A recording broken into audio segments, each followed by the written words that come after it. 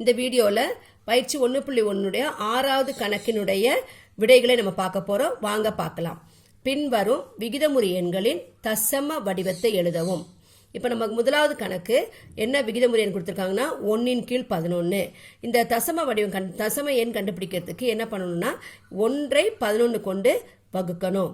அப்போ 1 வகுப்படும் எண் ஆயிரும், உள்ள போகும். 11 வகுக்கும் எண் வெளியே வந்துடும். இப்போ 1 11ஆல வகுக்க போறோம். ஃபர்ஸ்ட் 1 11 சின்னதா இருக்கிறதுனால அதாவது நம்பரை என்ன பண்ண முடியாது, வகுக்க முடியாது. அப்போ நம்ம என்ன பண்ணலாம், மேலே ஒரு புள்ளி வச்சுட்டு இங்கே ஒரு 0 சேர்த்துங்க. அப்போ 10 கிடைக்கும். 10 11 சின்னதாக இருக்கு. அப்போ நம்ம என்ன பண்ண முடியாது, வகுக்க முடியாது. அப்போ இது கூட இன்னும் ஒரு 0 சேர்க்கணும். அப்போ ரெண்டாவது 0 சேர்க்கும்போது மேலே 0 போட்டுட்டு கீழே 0 சேர்த்துங்க. அப்போ 100 வந்துடும். 100ல் எத்தனை 11 இருக்கு? 9 11 99. 9 11 11 99 போட்டுட்டு இதை கழிச்சு போடுங்க. கழிச்சா என்ன வருது? 1 வருது. திருப்பி என்ன 1 11 சின்னதா இருக்கு. அப்போ ஒரு 0 சேர்த்துக்கலாம். ஒரு 0 சேர்க்கும் போது திருப்பி என்ன கிடைக்குது? நமக்கு 10 கிடைக்குது. 10 மீண்டும் என்னவா இருக்கு? 11 சின்னதா இருக்கு. அப்போ அடுத்த 0 சேர்க்கணும். அப்போ ரெண்டாவது 0 சேர்க்கும் போது மேல 0 சேர்த்துட்டு கீழே 0 சேருங்க. அப்போ 100 மாறிடும். இப்ப 100ல எத்தனை 11 இருக்கு? திருப்பி 9 11 இருக்கு. 9 11 எவ்வளவு? 99. இப்ப கழிக்கும் போது என்ன வருது? 1. அப்ப திருப்பி ஒரு 0 சேர்த்துக்கலாமா? சேர்த்துட்டோம்னா 10 கிடைக்கும். 10 எப்படி இருக்கு? 11 சின்னதா இருக்கு. அப்ப ரெண்டாவது 0 சேர்க்கும் போது மேல 0 சேர்த்துட்டு கீழே 0 சேர்க்கணும்.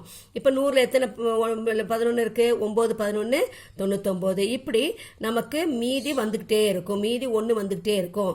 அதனால இந்த விகிதமுறு எண்ணை முடிவுறா விகிதமுறு எண் சொல்லலாம். இப்போ இந்த விகிதமுறு எண் 1/11 தசம எண் என்னது? தசம எண் அல்லது தசம வடிவம் 0.090909 அடுத்தது 0 வரும். அப்படி போயிட்டே இருக்கும். அப்போ 1/11 தசம வடிவம் 0.090909. இப்போ ரெண்டாவது கணக்கு போலாம். ரெண்டாவது கணக்கு 13/4. இப்போ இதை கூட வகுத்து போடலாம். வகுக்காம கூட இன்னொரு மெத்தடும் இருக்கு. இப்போ 13 4 கொண்டு வகுத்து நம்ம எப்படி முதல் கணக்கு போட்டோமோ அப்படி போடலாம். இல்லைன்னா ஒரு எளிமையான முறை இருக்கு. என்ன பண்ணலாம்னா இந்த பகுதியை நம்ம 10 மடங்குகளா மாற்ற முடியுமான்னு பார்க்கணும். 10 100 1000 10,000 லட்சம் இப்படி போயிட்டே இருக்கும். ஒன்னோட 0 வரது எல்லாமே நம்ம 10 மடங்கா சொல்ல போறோம். 10 ஒரு மடங்கு 10, 10 ரெண்டாவது மடங்கு 100, 10 மூன்றாவது மடங்கு 1000. இப்ப இந்த நம்பர் பாத்தீங்கன்னா இதுல ஏதாவது ஒன்னாக மாற்ற முடியுதான்னு பார்க்கணும். இப்ப 4 நம்ம என்ன பண்ண முடியும்? 10 மாற்ற முடியாது, 100 மாற்றலாம். இதை 25ஆல பெருக்கும் போது நமக்கு 100 கிடைக்கும். இப்ப 4 25ஆல பெருக்கிங்க. அதே மாதிரி என்ன பண்ணோம்? தொகுதியையும் அதே 25ஆல பெருக்கிக்கணும். இப்ப பாருங்க, 13 25 பெருக்கி இங்கே தொகுதியில் எழுதிங்க. 13 பெருக்கல் 25 325, 4 பெருக்கல் 25 100. இப்போ நம்ம எளிமையா நம்ம விடை கண்டுபிடிச்சிட்டு போயிடலாம். 325 100ஆல வகுக்கணும். வகுக்கிறதுக்கு பதிலாக ஒரு எளிய முறை இருக்கு. இந்த 325 அப்படியே எழுதிட்டு இங்க 2 0 இருக்கிறதுனால பின்னாடி இருந்து 2 இலக்கங்கள் தாண்டி புள்ளி வச்சுக்கலாம். எங்க இங்க 2 0 இருக்கா? அதே மாதிரி இங்க 2 இலக்கம் தாண்டணும். இங்க இருந்து பின்னாடி இருந்து வரணும். அதாவது வலது புறத்துல இருந்து இடது புறத்துக்கு போகணும். 1 2 இலக்கம் தாண்டி இங்க புள்ளி வச்சுக்கணும். அப்ப எதுக்கு எங்க வரும்? 3க்கும் 2க்கும் நடுவுல வரும். அப்போ 13/4 தசம வடிவம் 3.25. வாங்க மூணாவது கணக்கு போலாம். -18/7. 7 10 மடங்காக மாற்ற முடியாது. எதால பெருக்கினாலும் நமக்கு என்ன வராது? 10 மடங்கா இது வராது. அப்ப என்ன பண்ணிதான் ஆகணும்? வகுத்தல் முறைக்கு தான் போகணும். அப்ப எதால வகுக்கணும்? 18 7ஆல வகுக்கணும். எதால வகுக்கணும்? 18 7ஆல வகுக்கணும். 18 வகுப்படும் என்ன ஆயிடும்? உள்ள போயிடும். 7 வகுக்கும் என்ன ஆயிடும்? அப்போ அது வெளியே வந்துடும். இப்போ 18ல எத்தனை 7? 18ல எத்தனை 7கள் இருக்குன்னு பார்க்கணும். 18ல எத்தனை 7 இருக்கு? 2 7 14. மீதி எவ்வளவு வரும்? 4. இப்போ 4 7 விட சின்னதா இருக்கு. அப்போ என்ன பண்ணிக்கணும்? புள்ளி வச்சு 0 சேர்த்துக்கோ. சேர்த்துட்டு இந்த 40ல எத்தனை 7கள் இருக்கு? 7 35. மீதி எவ்வளவு? 5. திருப்பி என்ன பண்ணுவோம்? 5 6 இருக்கிறதுனால 0 சேர்த்துக்கலாம். அதுக்கப்புறம் 50 ஆயிடும். 50ல எத்தனை 7கள் இருக்கு? 7 7 49. மீதி எவ்வளவு? 1. நம்ம 0 சேர்த்துக்கலாம். 0 சேர்த்தா எவ்வளவு வரும்? 10ல எத்தனை 7கள் இருக்கு? ஒரு 7. இப்படி நமக்கு மீதி இல்லாம வந்துட்டே இருக்கும். மீதி வந்துகிட்டே இருக்கிறதுனால இதுவும் ஒரு முடிவுறா விகிதமுறு எண். அப்போ இந்த மாதிரி மீதி இல்லாம வர்றதுக்கு முடிவுறா எண் இருக்கு. அதனால இதனுடைய தசம வடிவம் -2.571 அந்த எண்கள் வந்து போயிட்டே இருக்கும். அப்போது -8 18 கீழ் 7னுடைய தசம வடிவம் வந்து -2.571 டேஷ் புள்ளி வச்சுக்கலாம்.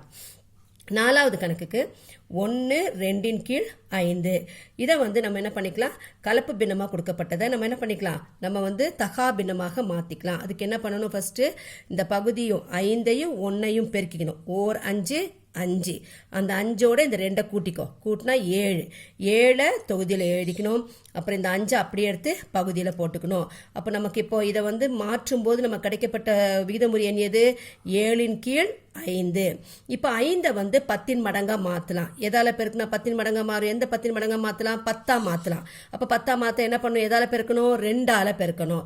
அப்போ இதை 2ஆல பெருக்கும் போது தொகுதியும் 2ஆல பெருக்கிக்கணும். அப்போ 7 பெருக்கல் 2 கீழ் 5 பெருக்கல் 2ன்னு எழுதிக்கோ.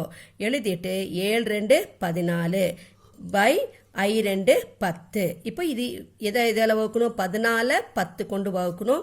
இதை வந்து நம்ம வகுக்கிறதுக்கு பதிலாக என்ன ஒரு எளிய முறை இருக்குது. என்ன முறை, இந்த 14 அப்படியே எழுதிக்கோ.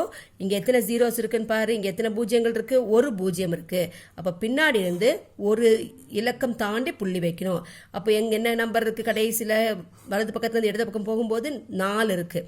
அப்போ 4க்கு முன்னாடி புள்ளி வைக்கணும். அப்போ புள்ளி எங்கே வரும், இங்கே வரும். அப்போது 1 2 கீழ் 5னுடைய தசம வடிவம் 1.4 ஆகும். இப்போ 5வது கணக்கு -3 1 கீழ் 2 இதை என்ன பண்ணிக்கணும், மாற்றிக்கணும் இல்லையா, தகாபின்ன வடிவத்தில் மாற்றிக்கணும். அப்போது 2 3 6 6ஓட 1 கூட்டினா 7.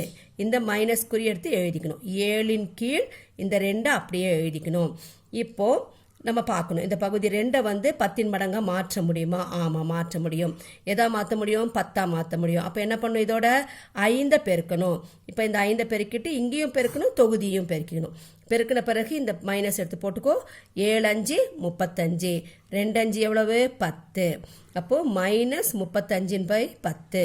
இது வந்து எத்தனை பூஜ்ஜியங்கள் இருக்குது, ஒரு பூஜ்ஜியம் இருக்குது. அதனால இந்த 35 ஃபஸ்ட் எடுத்து எழுதிட்டு ஒரு பூஜ்ஜியம் இருக்குனால பின்னாடி இருந்து ஒரு இலக்கம் தாண்டி புள்ளி வைக்கணும். அப்போ இங்கே புள்ளி வைக்கும்போது நமக்கு கிடைக்கப்பட்ட விடை என்னது, -3.5. அப்போது -3 1 கீழ் 2னுடைய தசம வடிவம் -3.5. நன்றி.